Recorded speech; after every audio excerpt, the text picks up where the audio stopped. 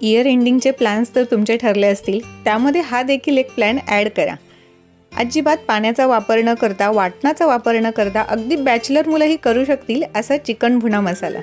Chicken स्वच्छ धुवून marinate करून घ्यायचं आहे. मॅरिनेशनसाठी नेहमीचंच दही, तिखट, मीठ, हळद, गरम मसाला, आलं लसणाची पेस्ट, भरपूर कांदा आणि भरपूर टोमॅटो घ्यायचा आहे. म्हणजे ही रेसिपी अगदी छान होते.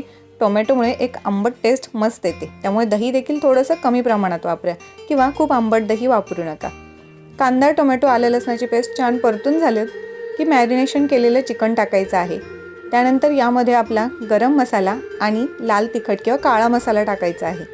आधीसुद्धा मॅरिनेशनसाठी तिखट टाकले, त्या प्रमाणानुसार हा मसाला टाकून घ्या. पाणी न टाकता फक्त वाफेवर शिजवायचं आहे. मधून अधून असं हलवून घ्या म्हणजे मसाला करपणार नाही. गरज वाटल्यास तुम्ही थोडंसं पाणी टाकून ग्रेव्ही करू शकता, पण अशीच ही रेसिपी खूप सुंदर लागते.